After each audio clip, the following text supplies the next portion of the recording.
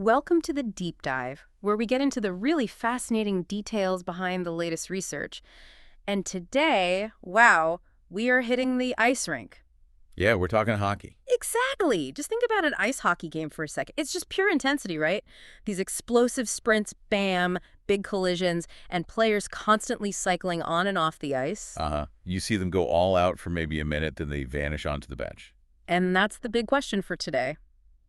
Those breaks, sometimes just a couple of minutes, how much do they really affect a player's performance when they jump back over the boards for their next shift? It's a great question, and we're diving into a specific study that looks squarely at this in ice hockey players. They compared different passive recovery times sitting on the bench and how that impacted their sprint skating. Okay, so the mission here is to unpack what this study tells us about, well, optimizing recovery and performance in such a demanding sport. Exactly. They looked at some key things, skating speed, obviously, also something called speed decrement, which is basically a measure of fatigue, how much you slow down over repeated sprints. Right. And heart rate response, too. Okay, let's unpack this. So setting the scene a bit more ice hockey, fundamentally, it's a game of repeated sprints, right? Quick bursts, sharp turns, lots of contact. Immensely demanding, yeah. And players don't just play straight through. They take shifts, usually, 30 to 80 seconds long? Yeah, around that. Then they hit the bench for maybe 2 to 5 minutes. That passive recovery is built into the game. And those frequent line changes, they're not just for tactics, they're crucial for keeping that high pace up, letting players recover that sprinting power. Absolutely vital. And it's worth remembering, too, different positions have different demands. Forwards versus defensemen. Their workloads can vary. Their physiological profiles might differ slightly, even if their overall aerobic fitness is similar. That's a good point, and the study apparently touches on that. It does, yeah. We'll get into that. Okay, so how did the researchers actually design this experiment? How did they measure the effect of that bench time? Well, the main goal was pretty specific. Compare the effect of 2 different passive recovery times 2 minutes versus 3 minutes between sets of a demanding skating test.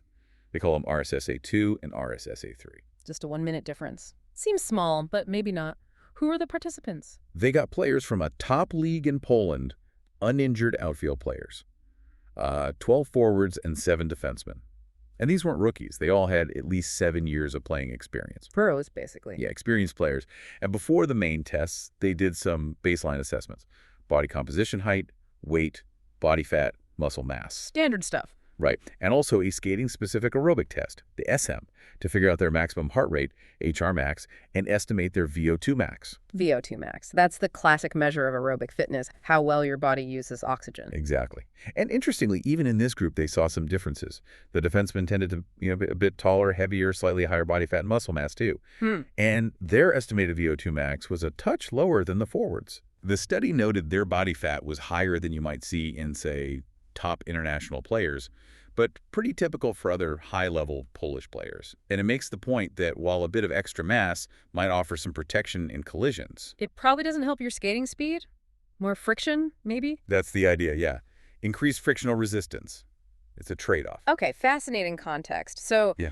the actual test, they put them through the RSSA test. What did that involve? Right, the repeated sprint skating ability test. It was tough. They did 6 sets of sprint trials.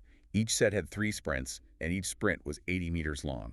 And that 80-meter sprint wasn't just a straight line, was it? I heard it involved forward skating, backward skating turns, trying to mimic game situations. Precisely. It was like 18 meters forward, stop, 22 meters backward, then 22 meters forward again, sharp turn, and a final 18 meters forward to the goal line. Demanding stuff. Definitely sounds like it. And recovery within the set. Okay, this is key. Between each of those 3 80-meter sprints within a set, there was a standard 30-second passive rest. Just sit still for 30 seconds. Got it. But the variable they changed, the thing they were testing, was the recovery time between the 6 sets. That's where the 2 minutes for RSSA-2 or 3 minutes for RSSA-3 came in. Ah, okay. So the short rests within a set were constant, Yeah. but the longer rests between sets were either 2 or 3 minutes. You got it. That was the comparison. And they measured skating speed with lasers, very accurate. Heart rate was tracked the whole time, from warm-up right through the end. And they calculated that speed decrement, SPIDEC. All right, the fatigue measure. How was that calculated again? Basically, it looks at the times of all 3 sprints in a set and compares them to the fastest sprint time within that same set. A higher STIBIC means more drop-off in speed, indicating more fatigue. Okay, makes sense. This is where it gets really interesting then. What did they actually find? Comparing the 2-minute versus 3-minute recovery. Yeah. What was the headline result? The headline. Pretty clear-cut. Players skated faster, significantly faster in most of the sets when they had the 3-minute recovery compared to the 2-minute one. Wow, okay, so that extra minute really made a difference in raw speed. A statistically significant difference, yeah. Not just a random variation. And this wasn't just for forwards or just defensemen. It applied to both groups. That's huge. Just one extra minute on the bench translates directly to faster skating. What about the fatigue, the speed decrement? Did the longer rest help fight that off? Well, yes and no. The speed deck, the fatigue measure, was higher with the 2-minute recovery, suggesting more fatigue buildup. Yeah, as expect. Right. But interestingly, that difference wasn't actually statistically significant. Oh, so they were slower overall with less rest, but their ability to resist slowing down within a set of sprints didn't significantly change between the 2- and 3-minute rests. That's what the StuDic data suggests. It's a subtle point. They performed worse overall with less rest, but the pattern of fatigue within a set wasn't significantly different, statistically speaking. Huh. Okay. And the heart rate data, did that line up? The heart rate data was really revealing. First off, their peak heart rate during the sprints was pretty much the same in both conditions, RSSA-2 and RSSA-3. Meaning they were pushing just as hard effort-wise? Seems like it, yeah. Similar maximal cardiac effort. But here's the kicker. The minimum heart rate they reached before starting the next set was generally lower with the 3-minute recovery. So their heart rate actually dropped more between sets when they had that extra minute. Better recovery. Exactly. It signals a more complete physiological recovery.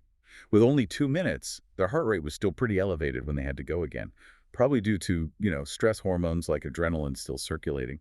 Right. The body's still kind of on high alert, hasn't fully settled down. Makes total sense.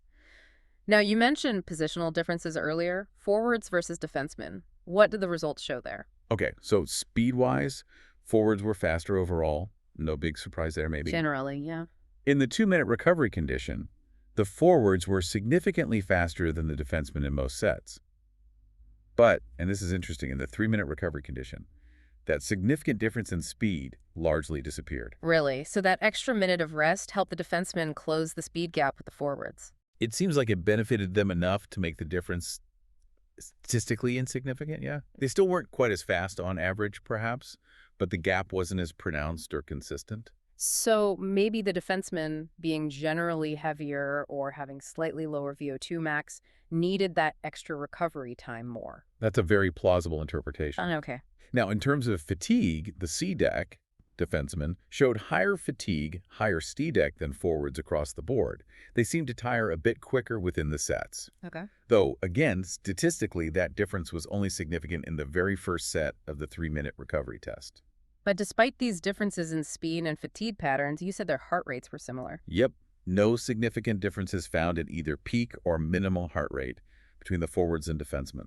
So even if the defensemen were skating slower or fatiguing a bit more, their hearts were working just as hard. They were giving maximum effort. That's what the data suggests. They were pushing their physiological limits, just like the forwards. Okay, so let's piece this all together.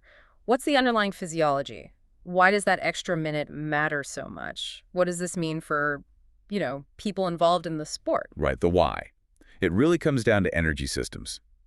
For those super short, explosive sprints, the main immediate fuel source is phosphocreatine, or PCR. Right, I've heard of that. It's like the instant energy reserve. Exactly. Think of it like your muscles express cash machine for energy. It gives you power right now, but you run out quickly. Okay. Now, fully replenishing those PCR stores can take like 5 minutes or even more. But even going from 2 minutes of rest to 3 minutes allows for significantly more PCR resynthesis. So that extra minute is literally letting the muscle refuel more before the next big withdrawal. Perfectly put. More fuel in the tank means better performance on the next sprint. It's not just about feeling rested, it's biochemistry. And you mentioned aerobic contribution too, even in short sprints. Yeah, it's important not to forget that. While the initial burst is anaerobic, as you repeat sprints, the aerobic system kicks in more and more to help with recovery between sprints and contribute energy. It can provide up to maybe 40% of the energy in later sprints during this kind of test. Interesting. And the heart rate findings. The similar peaks, but different minimums? Well, the similar peak rates just confirm everyone was going all out. Yeah. The higher minimum heart rate after only 2 minutes of rest, That's likely your heart rate staying elevated from the previous effort, partly because those stress hormones, catecholamines, haven't cleared out yet. Your body's still playing catch-up. So the 3-minute break gives the system more time to settle down before the next stressor. Precisely. And thinking about those positional differences, why defensemen might be a bit slower or fatigue more, Yeah. it could be a combination of things. Higher body weight, we mentioned, potentially increasing friction, maybe different demands in a real game. Sometimes defensemen have longer shifts or maybe less recovery between shifts depending on the flow of play. And maybe their training is slightly different too, perhaps less focused purely on that top-end repeat sprint ability compared to forwards. Lots of factors. So let's talk practical takeaways. If you're a coach or a trainer, what's the message here? It's actually pretty straightforward and powerful. Just adding 1 minute of passive recovery time between intense drills or shifts going from 2 minutes to 3 minutes can give you a significant boost in average skating speed. For both forwards and defensemen. For both. It's a simple, practical strategy, doesn't require fancy equipment, just managing the clock a bit differently. And if you're a player listening to this, Understand that bench time isn't just wasted time. It's active recovery, biochemically speaking. Using that time effectively, even if it's just sitting, allows your body to replenish those critical energy stores, the phosphocreatine, which directly fuels your next burst of speed. That discipline on the bench matters. so it connects the science directly to performance on the ice. And for anyone just interested in sports science, Yeah, it's a great example of how these physiological principles we talk about, like energy system recovery, play out in a real high-intensity sport. You can see the direct link. now, every study has limitations. What were the caveats here? Sure, the researchers acknowledged them. The sample size was relatively small, especially for the defenseman group, only 7 of them. So generalizing these findings to all elite hockey players needs caution. Right, need more numbers, ideally. And they only used heart rate as a physiological measure during the test.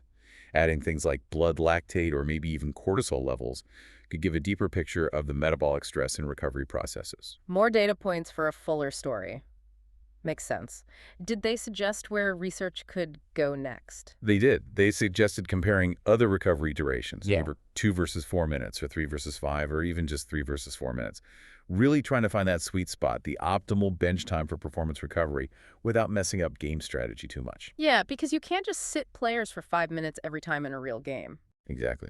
And also looking at actual shift times and recovery periods during real games and maybe doing similar studies with players at different skill levels, junior players, recreational players. Lots more to explore, so quick recap then. Main points. Okay. 3 minutes of passive recovery beats 2 minutes for boosting skating speed in repeated sprints. Forwards tend to be faster and fatigue slightly less than defensemen in these tests.